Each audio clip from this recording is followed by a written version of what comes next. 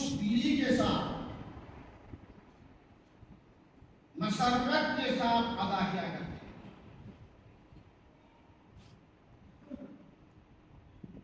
اور میں نے بتایا تھا کہ اللہ تعالیٰ نے اس سنت ابراہیمی کو قیامت تک کے لیے جاری اور ساری فرما دیا۔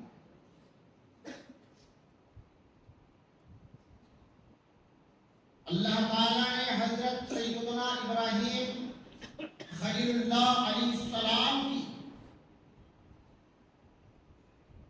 بڑی بڑی آزمائشیں کی ہیں، اور ہر امتحان میں، ہر آزمائش میں حضرت خلیل اللہ علیہ السلام کامیاب و کامران ہیں۔ بڑی آرزوؤں اور تمناؤں کے بعد اللہ تعالی نے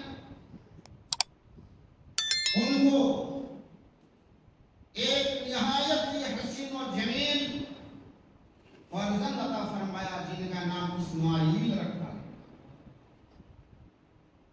حکم الہی سے حضرت ابراہیم علیہ السلام نے اپنی اہلیہ حضرت حاجرہ رضی اللہ تعالی عنہا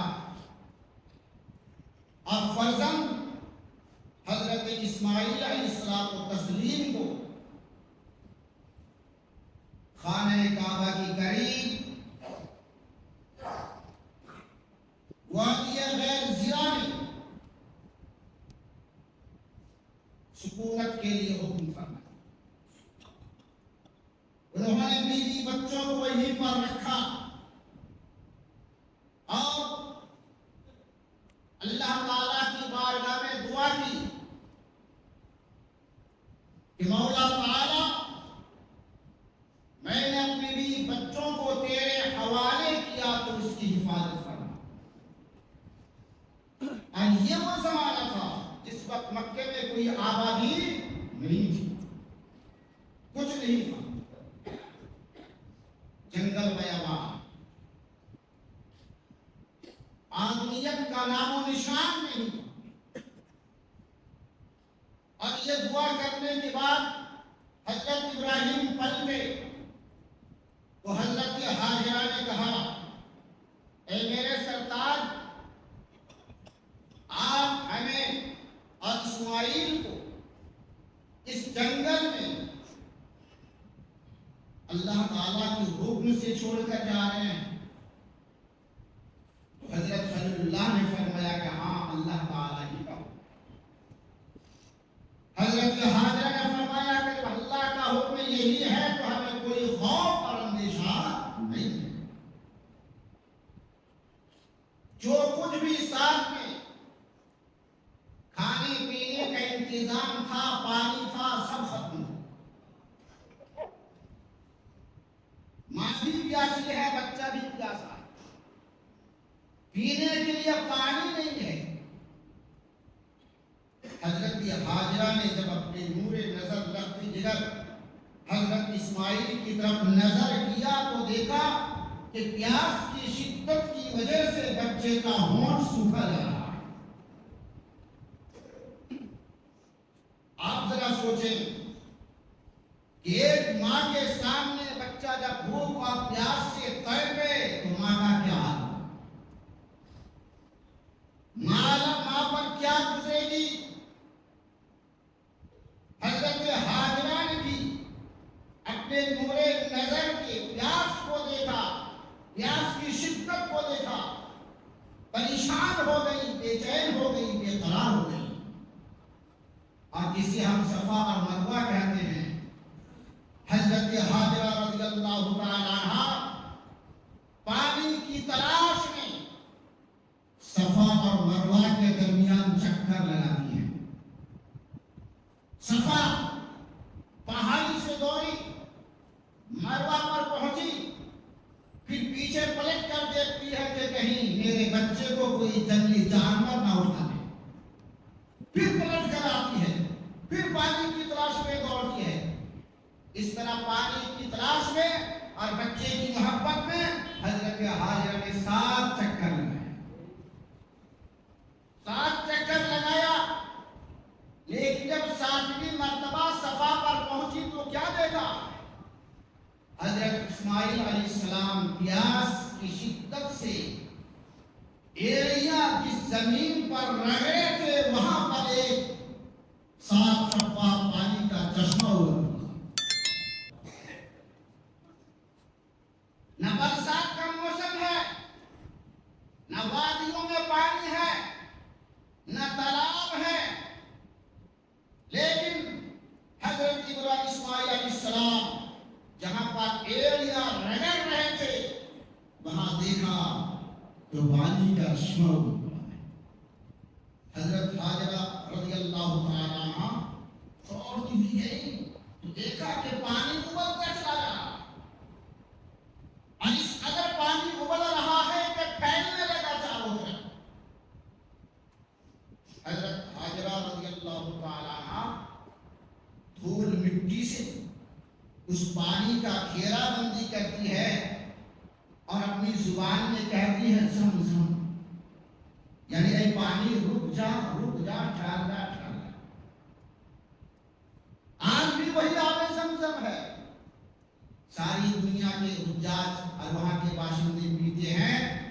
وہ پانی کہاں سے آتا ہے، کتنا ہے، کیا سسٹم ہے، کیا نظام ہے، آج سائنس بھی حیران پریشان ہے۔ کیوں؟ اس لیے کہ یہ خدا کی قدرت ہے۔ جو پانی حضرت اسماعیل کے قدموں کا رگڑ سے نکلا تھا، اللہ تعالیٰ نے اس پانی میں اتنی برکت عطا فرما دیا ہے کہ ساری دنیا کے لوگ پیے اور پیتے چلے جا رہے ہیں، مگر پانی کم ہوتا نظر نہیں آتا۔ یہ اللہ تعالیٰ کی قدرت ہے اور خشیت ہے۔ وہی حضرت سیدنا اسماعیل علیہ السلام جو چلنے پھرنے کے لائق ہو گئے، 10-11 سال کی عمر کے ہو گئے، باپ کے ساتھ دوڑنے کے چلنے کے لائق ہو گئے، تو ایک رات حضرت ابراہیم خلیل اللہ نے خواب میں دیکھا، وہی کہنے والا کہتا ہے قم فقرب بالقربان رب العالمین، ابراہیم اٹھو اور اللہ رب العالمین کے لیے قربانی۔ میں نے پہلے بتایا تھا اور آپ جانتے بھی ہیں کہ نبی کا خواب جھوٹا نہیں ہوتا ہے، نبی کا خواب سچا ہوتا ہے، اللہ تعالیٰ کی طرف سے وحی ہوا ہے۔ حضرت ابراہیم اٹھے، 100 اونٹوں کی قربانی اللہ کی راہ میں کر دی۔ دوسری رات یہی خواب نظر آیا، صبح کو اٹھے 100 اونٹوں کی قربانی کر دی۔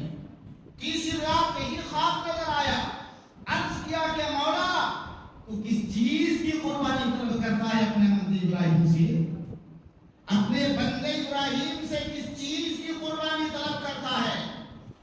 حکم ہوا اے ابراہیم جو تیرے نزدیک سب سے زیادہ پیاری چیز ہے، جو تیرے نزدیک سب سے زیادہ محبوب ہے، میری راہ میں اسے قربان کر۔ حضرت سیدنا ابراہیم دل میں سوچا اور کیا کہ اس وقت تو میری نظر میں سب سے پیارا میرا بیٹا، میرا فرزند اسماعیل ہے، تو مطلب یہ ہوا کہ اللہ تعالیٰ اسماعیل کی قربانی طلب کرتا ہے۔ اللہ خلیل اللہ جی، اللہ نے اپنا خلیل فرمایا، جس کے دل میں سوائے اللہ تعالیٰ کے کسی اور کی محبت کی گنجائش نہیں تھی۔ اگر اولاد کی محبت تھی تو راہ الہی میں قربان کر دیں گے۔ حضرت سیدنا ابراہیم علیہ السلام اپنے بیٹے اسماعیل کو قربان کرنے کے لیے تیار ہو گئے۔ حضرت ہاجرہ سے کہا اسماعیل کو تیار کرو، دوست کے یہاں دعوت میں جانا ہے۔ تیار ہو جاتے ہیں، اسماعیل کو تیار کرتی ہیں، نہلاتی ہیں، غسل دیتی ہیں، آنکھوں میں سرما لگا دیتی ہیں، اچھے کپڑے زیب تن کرا دیتی ہیں۔ حضرت ابراہیم خلیل اللہ علیہ السلام میدان مینا میں پہنچتے ہیں اسماعیل کو قربان کرنے کے لیے۔ کیسے اللہ کے بندے تھے، کیسے محبوب تھے، کیسے پیارے تھے، کیسے اللہ والے تھے۔ اللہ ایک بوڑھا باپ ہے، دھوپ کی شدت ہے، ہاتھ میں چاقو ہے، اب پورے عزم و حوصلہ کے ساتھ اپنے بیٹے کو راہ الہی میں قربان کرنے کے تیار ہے۔ چشمے فلک نے یہ منظر کبھی دیکھا نہیں ہوگا۔ اور پھر قربان کرنے کے لیے جب تیار ہوئے، آنکھوں میں پٹی باندھی، اللہ کا حکم ہوا کہ ابراہیم اپنے وعدے کے سچے ہیں، پکے ہیں۔ انہوں نے میرے راہ میں قربان کرنے کے لیے بیٹے کو لایا، تیار کیا۔ لیکن ابراہیم جو نیکوکار ہیں، ابراہیم جو صالحین میں سے ہیں، ابراہیم جو متقین میں سے ہیں، ابراہیم جو میرے محبوبین میں سے ہیں، ابراہیم جس کے سر پر میں نے خلت کا تاج رکھا ہے، میں اسے بہتر بدلا ہوں۔ اور وہ یہ ہوا کہ جنت کا دنبا لایا گیا، حضرت اسماعیل کی جگہ لٹایا گیا، حضرت خلیل اللہ نے چاقو چلایا اور پٹی کھولی تو دیکھا حضرت اسماعیل مسکرا رہے ہیں اور ان کی جگہ میں جنت کا دنبا ذبح کیا ہوا پڑا ہوا۔ یہ آزمائش تھی، یہ امتحان تھا، یہ ایگزام تھا کہ ابراہیم میری راہ میں اپنے محبوب بیٹے کو قربان کرنا یا کرنا نہیں ہے۔ ظاہر سی بات ہے، فرشتوں نے بھی یہ منظر دیکھا ہوگا، وہ بھی پکار کر کہے ہوں گے کہ اللہ تعالیٰ واقعی تیرے خلیل کے دل میں صرف تیری ہی محبت ہے، اور دنیا کی ساری محبت کو ہم تیری محبت پر قربان کرنے کے لیے تیار ہے۔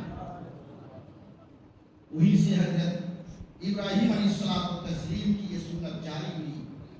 میں نے اس جمعہ کو آپ کو بتایا تھا، اسی قربانی کے بارے میں صحابہ کرام نے نبی کریم علیہ السلام و تسلیم سے عرض کیا تھا، اے اللہ کے رسول یہ قربانی کیا ہے؟ تو نبی کریم نے ارشاد فرمایا تھا کہ تمہارے باپ ابراہیم کی سنت ہے۔ صحابہ نے عرض کیا تھا، یا اللہ کہ نبی صلی اللہ علیہ وسلم قربانی کرنے میں ہمیں کتنا ثواب ملے گا؟ تو آقا نامدار نے ارشاد فرمایا تھا، ہر چھوٹے سے چھوٹے بال اور خون کے عوض میں اللہ تعالیٰ بڑی سے بڑی نیکیاں عطا فرمائے گا۔ آج اسی سنت ابراہیم کو آج پوری دنیا کے مسلمان ادا کرتے ہیں۔ لوگ طرح طرح کی باتیں کرتے ہیں، ادھر ادھر کی باتیں کرتے ہیں، لیکن یہ سمجھتے نہیں ہیں۔ ہم مسلمانوں کی سمجھ یہ ہے کہ اللہ نے ہمیں پیدا کیا ہے، یہ جان اس نے عطا کیا ہے، یہ زمین کی ساری چیزوں کو اللہ تعالیٰ نے انسان کے فائدے کے لیے بنایا ہے۔ اللہ تعالیٰ نے چاند کو روشنی دی ہے، سورج کو تپش دی ہے، ستاروں کی چمک دی ہے، پھولوں کو مہک دی ہے، یہ سب کچھ انسان کے فائدے کے لیے ہے۔ جب وہ ہمارا رب ہے، جب ہمارا خالق ہے، جب ہمارا مالک ہے، تو ہم مسلمانوں کا ہر عمل بھی اللہ تعالیٰ کے لیے ہوا کرتا ہے۔ ہم جیتے ہیں اللہ کے لیے، ہم مرتے ہیں اللہ کے لیے، نماز پڑھتے ہیں اللہ کے لیے، بندگی کرتے ہیں اللہ کے لیے، اور جو عید قربان کے موقع پر ہم ان کے پیدا کیے جانور کو انہی کے نام پر، انہی کے حکم پر قربان کرتے ہیں، تو اسی رضا کے لیے کیا کرتے ہیں؟ اپنے نفس کے لیے نہیں کرتے ہیں۔ اس نے پیدا کیا ہے، سب کچھ ہم اسی کے لیے کرتے ہیں۔ اس لیے اللہ تعالیٰ نے حکم دیا، قل ان صلاتی و نسکی و محیای و مماتی للہ رب العالمین۔ آپ کہہ دیجئے بے شک میری نماز، میری قربانی، میری حیات، میری موت سارے جہان کے مالک اللہ کے لیے ہے، سارے جہان کے مالک اللہ کے لیے ہے۔ اس لیے ہم جو کچھ بھی کرتے ہیں اللہ تعالیٰ کی رضا کے لیے کرتے ہیں۔ وہ کیسے محبوب بندے تھے کہ وہ قربانی کیا، اس کی سنت کو قیامت تک کے لیے جاری فرما دیا۔ حضرت حاجرہ رضی اللہ تعالیٰ عنہ صفا مروہ کے درمیان دوڑی سعی کی، آج حاجیوں پر اس کو واجب قرار دے دیا ہے، اور رب نے فرما دیا ان الصفا والمروہ من شعائر اللہ، صفا اور مروہ اللہ کے دین کی نشانیوں میں سے ہے۔ پوری دنیا میں ہزاروں بڑے بڑے سرو فلک پہاڑ ہیں، اونچے اونچے پہاڑ ہیں، پہاڑوں کی قطار ہے، لیکن اللہ تعالیٰ نے کسی پہاڑی کو اپنی نشانی قرار نہیں دیا ہے۔ لیکن جہاں پر حضرت حاجرہ کا قدم پڑ جاتا ہے، جس پہاڑی پر حضرت حاجرہ دوڑتی ہیں، اس پہاڑی کو اللہ تعالیٰ نے اپنے دین کی نشانی قرار دے دیا ہے۔ تو معلوم ہی ہوا، پتہ یہ چلا کہ اللہ تعالیٰ کے نیک بندے ہیں، اللہ کے محبوب، اللہ کے پیارے ہیں، ان کا چلنا پھرنا بھی اللہ تعالیٰ کی دین کی نشانی ہو جائے گا۔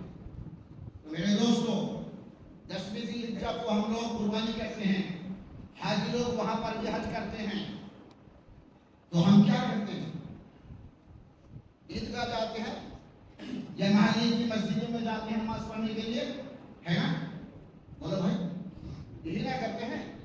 عید کی نماز پڑھنے جاتے ہیں، ڈھول تاشا لے کر جاتے ہیں، عید کی نماز پڑھنے کے لیے جاتے ہیں، ڈھول تاشا لے کر جاتے ہیں، تالی یا تھالی بجاتے ہوئے جاتے ہیں، لاٹھی یا ڈنڈا لے کر جاتے ہیں، کوئی ہتھیار لے کر جاتے ہیں؟ نہیں۔ عید کے دن مسلمان کیا کرتے ہیں؟ صبح سویرے اٹھتے ہیں، فجر کی نماز پڑھتے ہیں، اچھے ڈھنگ سے غسل کر کے نہاتے ہیں، دھلا ہوا کپڑا یا نیا کپڑا پاک صاف پہنتے ہیں، آنکھوں میں سرما لگاتے ہیں، بدن کپڑے میں خوشبو ملتے ہیں، بدن کپڑے میں خوشبو ملتے ہیں، اور جب گھر سے نکلتے ہیں تو کہتے ہیں اللہ اکبر، اللہ اکبر، لا الہ الا اللہ، واللہ اکبر، اللہ اکبر، وللہ الحمد۔ اللہ ہے، اس کے سوا کوئی معبود نہیں، اللہ ہی بڑا ہے، ساری تعریف اللہ تعالیٰ کی۔ اور عید پڑھنے کے عیدگاہ جاتے ہیں، اور پھر عید پڑھنے کے بعد کیا کرتے ہیں؟ مسافہ کرتے ہیں، معانقہ کرتے ہیں، ایک دوسرے کو عید کی مبارکبادی پیش کرتے ہیں۔ اب اس دن مسلمان نہ کھیل کرتے ہیں، نہ تماشا کرتے ہیں، نہ ہڑدنگی کرتے ہیں، نہ فساد مچاتے ہیں، نہ ادھر ادھر کی باتیں کرتے ہیں، سب کو دعا دیتے ہیں، سب کی دعائیں لیتے ہیں، سب کو سلام کرتے ہیں، سب کا سلام لیتے ہیں، سینہ سے سینہ ملاتے ہیں، سینے کے بغض کو دور کرتے ہیں، کینہ کو دور کرتے ہیں۔ ذرا دیکھو کس قدر بے مثال عید ہے اور تہوار ہے مسلمانوں کا۔